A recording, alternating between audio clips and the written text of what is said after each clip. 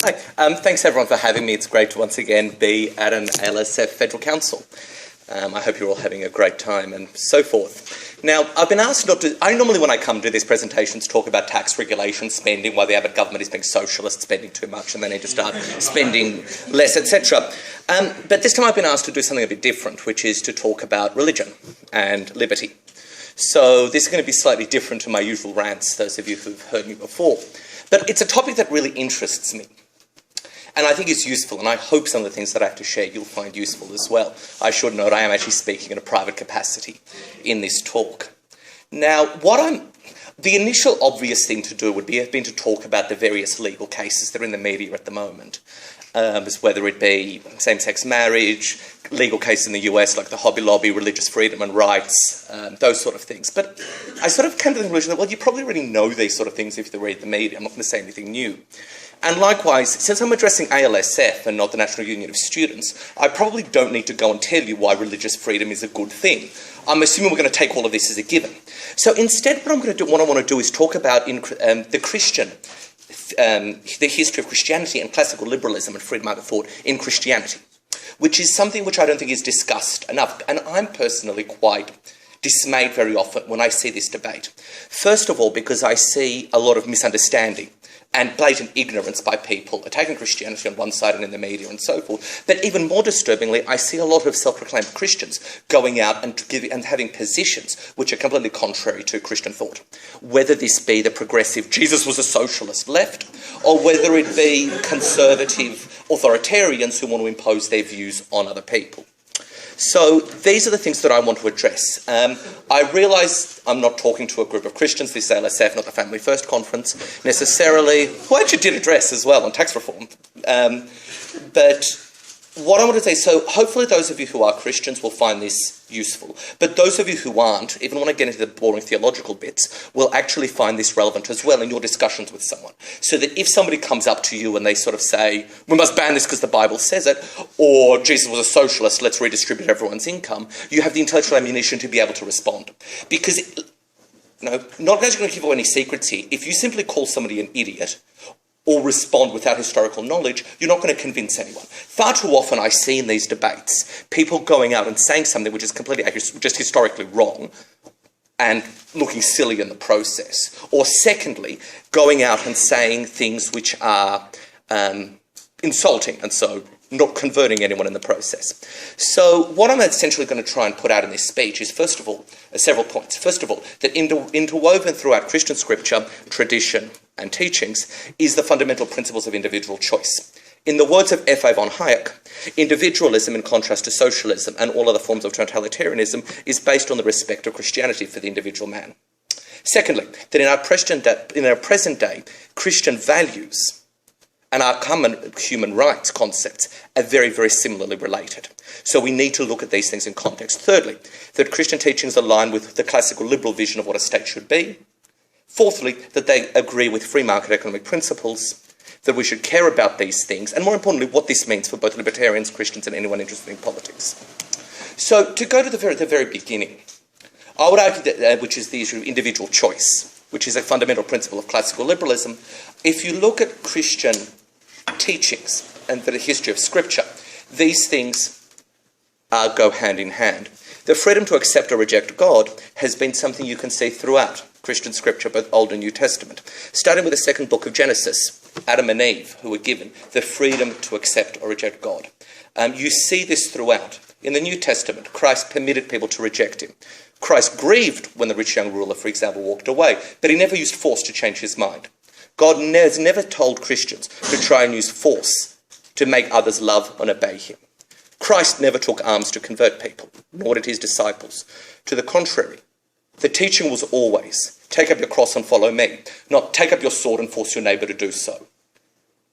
In the words of one of the greatest church fathers in history, St. John of Chrysostom, Christians above all men are forbidden to correct the stumblings of sinners by force. It is necessary to make a man better, not by force, but by persuasion. Granted, there have been times in history where Christians haven't lived up to this, rather obviously. But the fundamental principle is there. It's something you see in Scripture, in the teachings of the elders of the church throughout history, and in actions. Yes, it hasn't happened at times. Although, by the way, if you want to argue this point, please don't use the example of the Spanish Inquisition. This really gets me because I always see it. The church opposed the Spanish Inquisition. This is a blatant historical fact. So it's just really bad argument when you use that example that gets under my skin. But really, so bereft of any scriptural justification is the idea that Christians should impose their views on others in matters of morality. So unknown it is to any church teachings. I struggle to see how anyone could take such a notion seriously, and then we see Fred Niles saying just this very thing. But this makes sense, right? Morality that comes from coercion doesn't breed virtue. This is a fundamental point here. Christians care about virtue. God asks us to freely choose him.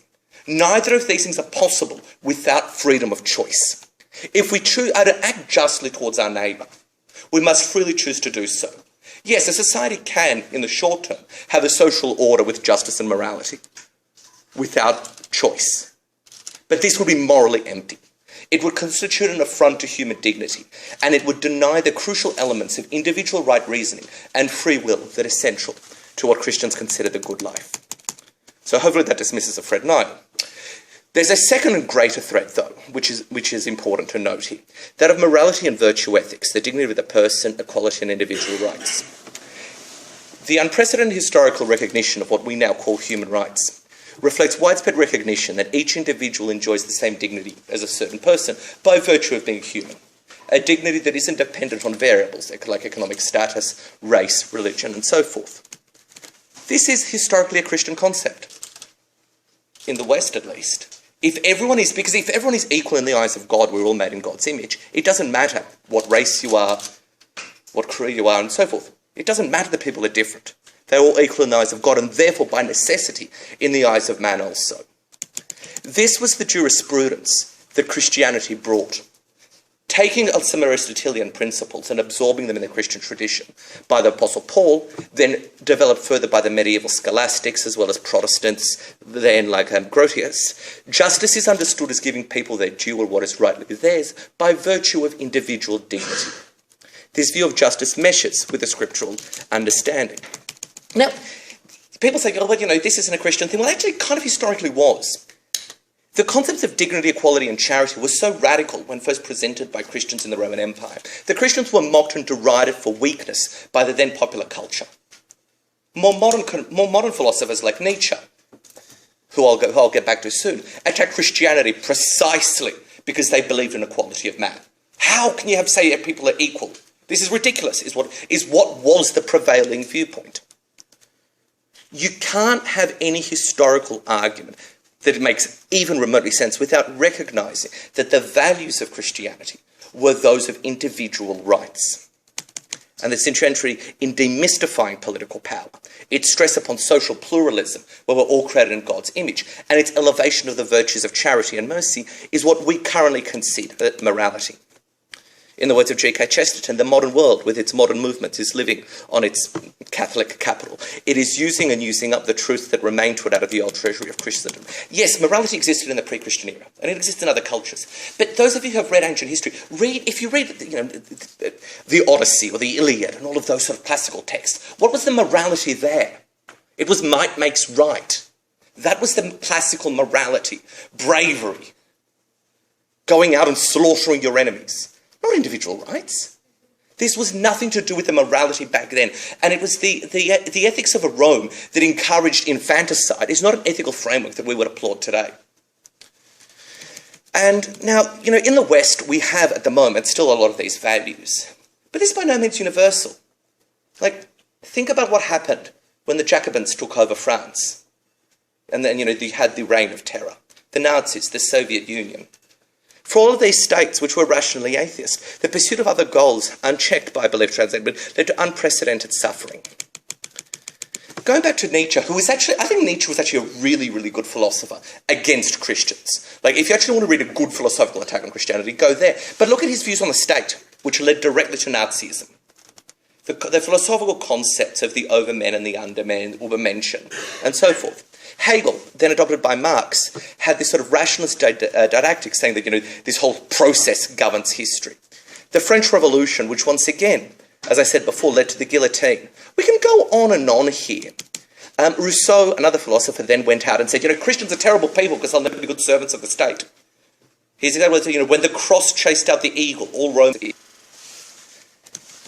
So, from a historical perspective, Christianity, I think, often gets a short shrift on these sort of issues. Because it was Christian understanding of equality before God that made things such as slavery primarily fought by Christians. Whether it be the passionate homilies of St Gregor, the unceasing efforts of William Wilberforce in the UK, the abolitionist movement in the US, these all came about primarily through Christian reasoning as a matter of historical fact. Whereas all of the arguments on the left, in the words of conservative philosopher and William F. Buckley, they wanted to romanticize the echelon. They wanted to drag heaven down to earth and create an earthly paradise. This was why big government utopian schemes always led to suffering. And this is something which I think we need to recognise here. So in the same way as Christianity forbade people, though, from using force to convert people or to make them moral, it also has taught limits on state power. Now, the classic example of this is the book of Samuel, where the people of Israel want to go, and in the Judeo-Christian thought in particular, when people of Israel go and say, give us a king to rule over us, and what's responded? Sam says, no, that's really a bad idea. He will take all of your fields and your vineyards and your olive yards and give them your servants. He will take the tenth of your seed, he will take your vineyards, he will take your manservants, he'll take a tenth of your sheep, and ye shall all be his servants. And ye shall cry out in that day, the king which you have chosen, because of your king which ye have chosen. And so Acton, Locke, Paine, and all of these other classical liberals use this Christian tradition in their arguments for a small state. Though there are lots of other examples which we can go through. Going back through Samuel, this is something that's sort of forgotten, I think, by a lot of historians and commentators, which is the parable of the poor man and the ewe, where the prophet Nathan confronts David over his immoral actions, saying, you shouldn't do this sort of thing. Now, this is actually really worth noting from a historical perspective, because you have an all-powerful middle potentate, absolute rule and so forth. And you have the scrubs recording his failure. This didn't happen back then. You don't have historical records of when a king screwed up. Yet what you actually see is standing outside the state establishment, acting as the conscience, rebuking him for actions that were fairly complex at the time, showing that there was a higher rule than the absolute kings. There was what was now called the... So a king who, from his rooftop, his place of privilege, master of all his survey, took what he wanted, his authority and his royal power curbed.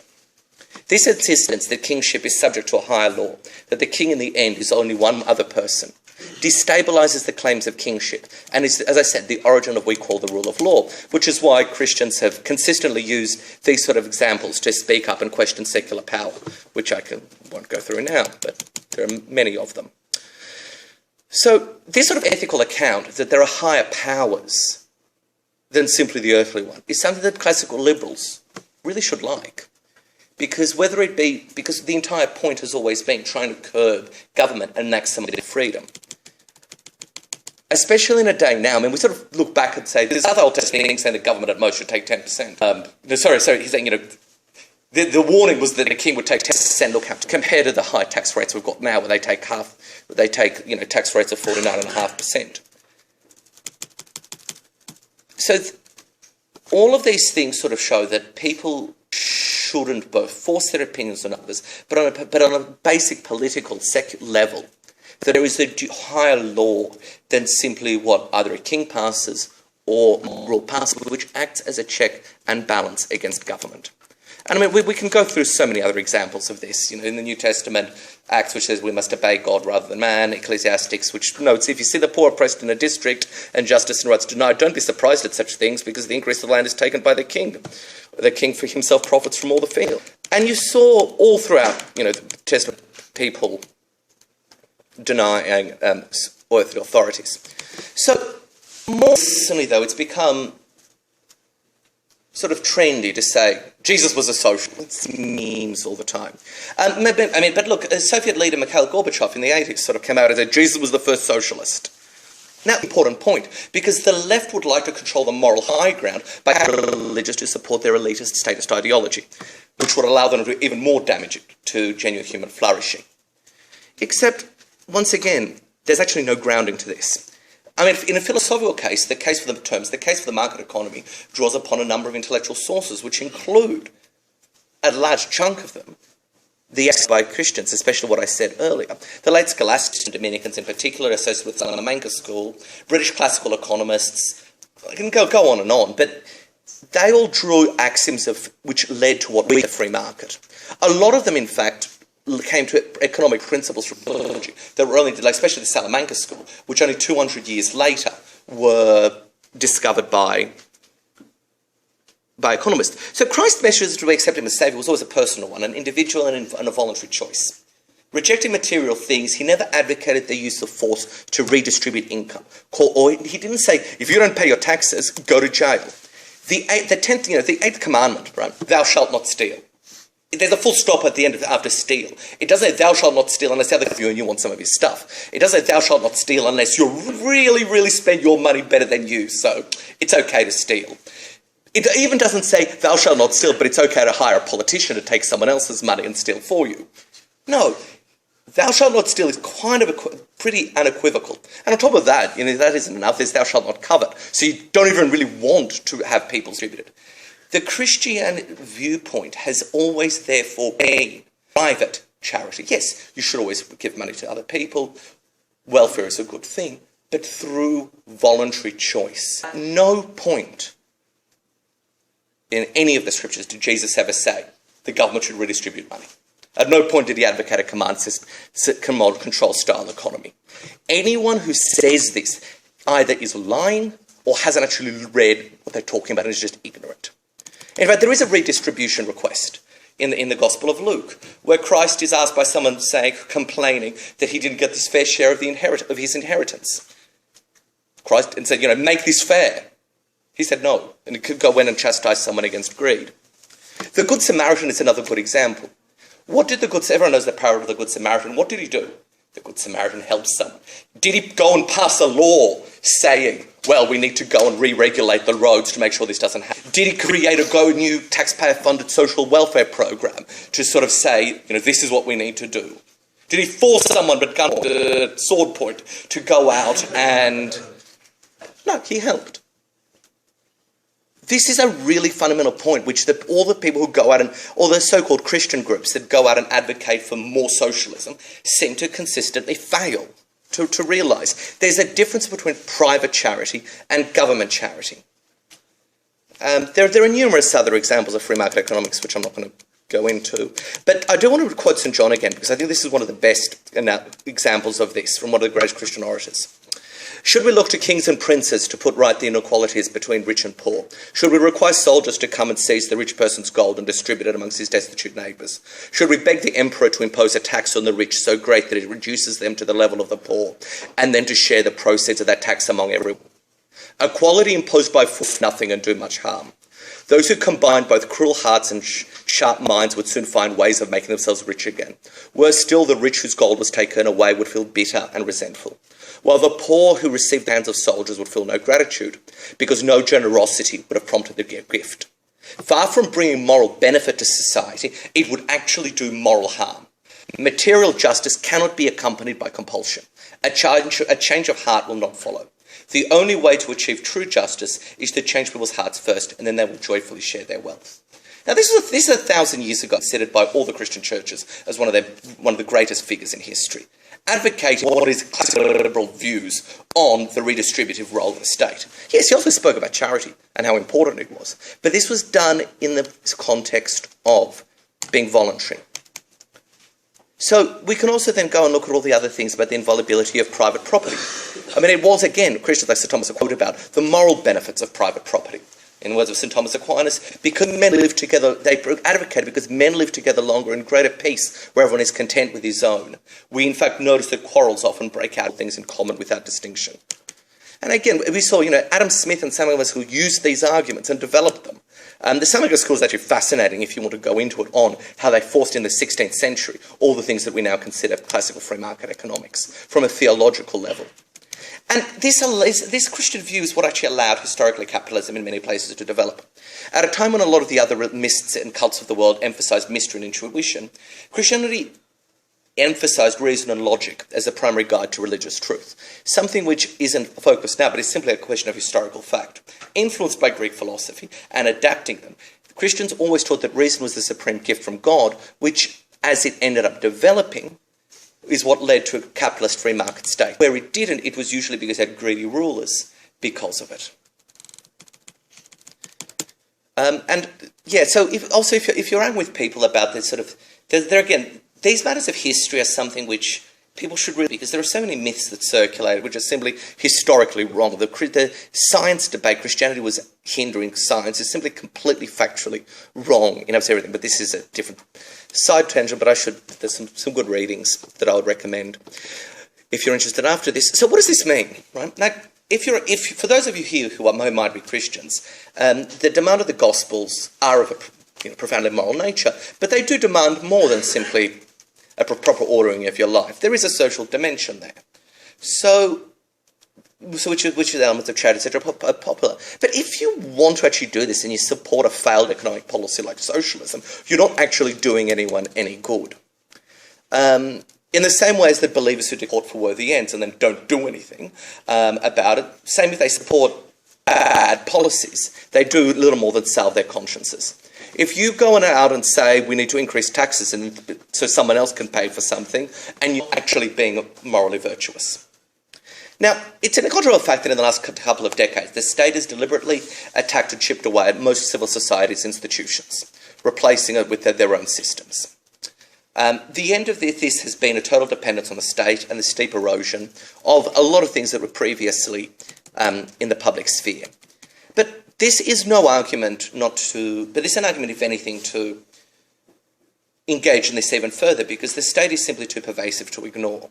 If you're a Christian and you care about your church, virtually every aspect of your life is now regulated by the government. You can't build things without approval, can't teach a curriculum that isn't the government-defined one, can't favour fellow believers in hiring and firing, your welfare programs have crowded out charity and so forth.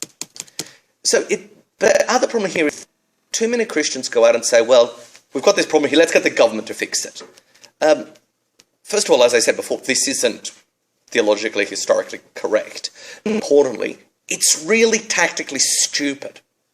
Because if you try and give more government to pass a law about something, chances are it's going to come back and bite you on the side afterwards. Why? Because that's what always happens. It's a Faustian pact, so to speak. And especially recently, you see people who are Christian leaders going out on this anti-Islam bandwagon. This is actually really disturbing, because if you go and look at all the stuff they want to ban, you can see in 5 years down the track the same things will be used against Christians. So from a purely practical perspective, even if you ignore everything that I've said about from the theological backing, it's really, really dumb from a tactical perspective. So the only real choice is, I think, for Christians from a practical level, is to embrace a liberal state. And one reason is the difference between, say, a libertarian state and a socialist state, or a liberal state and a socialist state, is that in a socialist society, you can't have a group of people doing something different. You can't have a little commune of people practicing freedom. It just doesn't the point of socialism. Whereas a classical liberal society can comfortably allow people to choose voluntary anything, really, whether it be a voluntary Christian group, a voluntary socialist group, a voluntary group of some other sort of hippie lot. It doesn't actually make any sort of positive group of people. If a large group wanted to purchase land and own it in common, they should be free to do so. This is a legal order that should appeal to people, whether they're pretty much of any sort of political ideology. Now, many issues then that come up in public policy at the moment could then also be solved. The issue of education is a big one. Should religion be taught in schools? In the US, should creationism be taught in schools? Well, the thing is, I would argue that the problem here is the fact that we've got government involvement in the process. All these sort of church-state educational big clashes that you read in the media can be avoided if we into the voluntary sphere. So when we talk about questions such as education, well, if something's a voluntary school, voluntarily funded, we're voluntarily going into them, I don't see any reason why the government needs to go and get involved. Competition is actually a pretty good thing. In the 19th century, actually, there was an alliance, before we had state-run education, between the dissenters, particularly Congregationalists, Baptists and Quakers, who opposed it, but also the sort of free-thinking skeptic movement. These voluntarists, as they were called, believed that either on both sides, whether religious or non-religious, that government has no right trying to plan schools and education and curriculum. Government should have no voice whatsoever in personal matters of religious belief and values, unquote. Ideas including scientific ideas should be by the voluntary method of persuasion, not forced upon by the coercive method of government. By reducing government out of it, this eliminates the debates between Christians and atheists. So the final thing that I'd sort of like to say, because it's getting to 3:30, is the class on civil society and relies on civil society and voluntary action to ensure charity. If we say we want to reduce the welfare state and replace it with a welfare society, the welfare society needs to come from somewhere. How do we assume such a thing would occur? Charity outside of one's tribe is a historical aberration, which was sort of unseen in the West. Going back to, the Good Samaritan, which I mentioned earlier, was a revolutionary ethos that Roman emperors at the time railed against. I mean, Julian went and bemoaned, quote, "It is a disgrace that those impious Galileans care not only about their poor, but for ours as well." Again, this was a historical aberration. So, once, in Australia at least, Christian charitable aid sustained most civil society groups. If you want to get rid of the welfare state, there's a challenge that libertarians need to think about.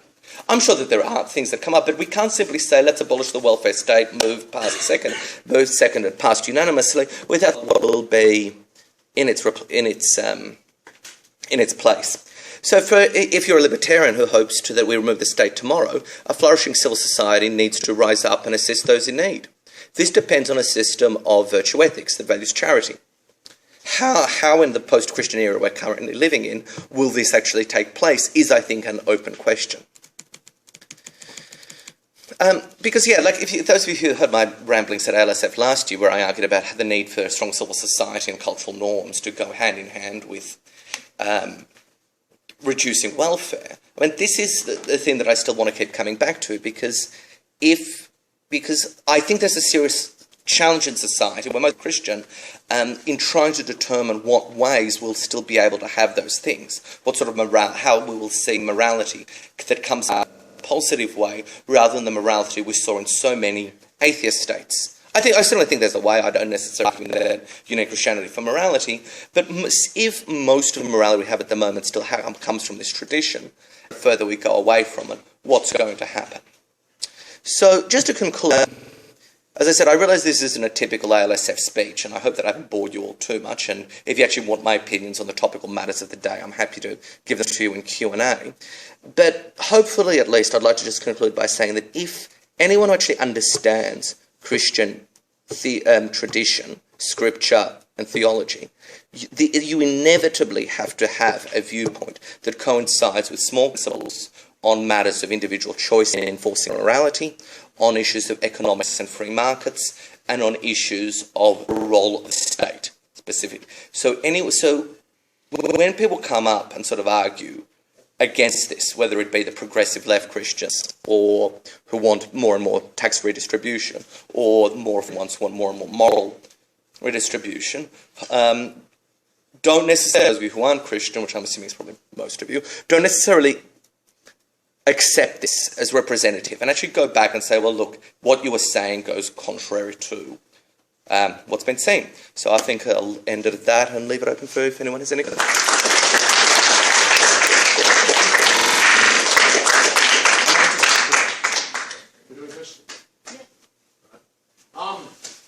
Basically everything you just concluded on about how the Bible is completely compatible with all values. Are you familiar with Romans?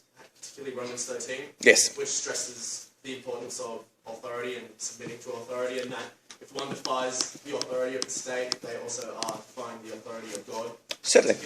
Except that you need to look at everything in context, and there are numerous examples of Christians defying authority in both the Old Testament and in the New Testament. What the context of that, and I'm actually going to see, because I've actually got a note here with that exactly. So you have a look in the New Testament, for instance, the very first, beginning of the birth of Christ, etc., where they defied Herod by leaving for Israel. The Hebrews defying Pharaoh's decrees to murder their infants in Exodus. Rahab lying to the king of Jericho about the Hebrew spies. Ehud deceiving the king's ministers and assassinating their kings in Judges. Daniel in Daniel's 3 and 6 refusing to comply with the king's decree. The Magi from the east disobeying Herod's orders in Matthews. Peter and John choosing to obey God rather than man in Acts 5. So, fortunately I had that little list there. So the entire point is, yes, Generally, where there's no, you shouldn't rise up in a great revolution and slaughter everyone. Yes, there's a role for the state. I don't necessarily accept the tenets of Christian anarchy, but that quote has to be seen in context. And the context is you have the entire tradition of when the state goes too far, Christians have not only the right, but the responsibility to disobey the orders, which is once again going back to the comment I made about Samuel, where the prophet Nathan stood up to the state, stood up to Nathan and said, David and said, you are acting immorally. So I think that the Christian disobedience has a very, very strong scriptural basis to it. I think that the context in Romans is one which needs to be seen in context, which is, yes, generally don't go out and create revolution and wreak havoc, but there comes a point, which once again you see in the book of Acts. This is more just kind of on the topic of religion and government in general. There's kind of a belief amongst many schools on both sides of politics about whether or not the church is right to not be taxed by the government, arguing that it's a charity or organisation or many other things in different societies. Do you think that the church, the property that the church owns could arguably should be tax-free? And if so, why do you think that? At the moment, virtually all non-profits don't pay income tax. I don't want to necessarily use the word charities because charities started getting into other complications with DGRs. Churches are deductible gift recipients generally. So let's just talk about tax exempt. At the moment, non-profits are tax exempt. Unions are tax exempt. Universities are tax exempt. Your local wine club is tax exempt. So you can have a little business selling wine through your local wine club and there's no tax. So there are 100 sporting clubs are tax exempt. The thing that really irks me about this particular debate is people say, well, every single thing is tax exempt, but we have to focus and make churches pay tax.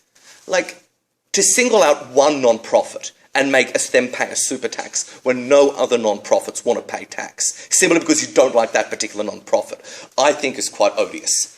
If you want to have a talk about tax reform and tax all non-profits, I think that's probably a bad idea from a public policy level. I definitely wouldn't support unless there are huge tax cuts elsewhere, because I don't like tax increases. But I think that the debate at the moment, whereby there should be a special tax just on churches, that's not something that I can accept. So, and again, people need to realise non-profits aren't taxed. Like, people seem to forget this. When the unions start coming out and saying that they should be taxed and that all non-profits should be taxed, then I might take the argument a little bit more seriously. Just a quick question. Sort of on your views of the day, but also religion and stuff. Tony Abbott is probably the most overtly religious prime minister that we've had in a fairly substantial period of time, like in the way that he presents himself. Mike Baird is also used, like in New South Wales, religious justifications for some of his stuff. How do you think those types of things, like in those types of figures, have affected the way that people view like government and religion? I actually don't think Tony Abbott is as religious as people make him out to be. I think there's a media perception there, primarily because of the former seminarian. I don't think that he's that overtly religious. I think he's certainly got a lot from the old Democratic Labour Party, Christian left viewpoints in his economics, and he's certainly got some conservative moral views. I don't think he's that overt about it, but look, generally I think it's a bad idea to argue politically from a religious perspective, because you're not going to convince people. We don't live in a society where what Christianity says goes. Most of the arguments that should be made from a religious perspective, you can make from a natural law argument, from a classical liberal perspective. So anything that I would argue is religious, you can equally argue and much more effectively argue from natural law or some sort of more logical basis than that. It's just say this is the case, it must be because the Bible said so, the church said so. That's not the argument, that sort of argument from authority is not necessarily something which convinces someone, because if you don't accept the basic premise, you're not going to be able to convince who you're talking to. So when Christian leaders say, render to Caesar what is Caesar's, how do you say lay Christians go about convincing these leaders that actually it's God helps those who help themselves? Well, I mean, give unto Caesar what is Caesar's. Well, first of all, I mean, which is a good point in terms of the separation of church and state. But secondly, you need to remember that give unto Caesar's what is Caesar's is actually quite limited, because he's talking about the coin which has Caesar's head on, which belonging to this is Caesar, so you should give it to Caesar. He doesn't it doesn't actually mean you should go out and go on this big redistributive campaign. I think the church has lost so much of its authority in recent decades because it's just decided to give everything to the state. This is just in cowardice from the position of most mainstream churches, because they've abrogated all of their responsibilities and taken the easy way out to, oh, well, let's just let the government do this. I think that the churches need to, once again, do what they should be doing, which is advocating the Good Samaritan model of private charity. It's easy. This is the problem. It's easy to go and advocate for someone. You have all these charities that do absolutely nothing other than calling the government to redistribute things rather than do any charitable work.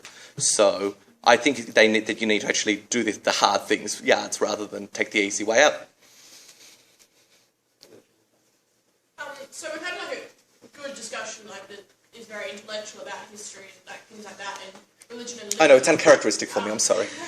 But do you think that perhaps there's a massive PR issue at the moment with religion and liberty because, Yes. like it or not, what Western civilization sees as the main Christian leader in the world will be the Pope, and quite often what we I understand is that I understand that not everything he says is like, written in the Bible, but like what the news reports is what religious people are saying is often what the Pope's saying, and often that's not necessarily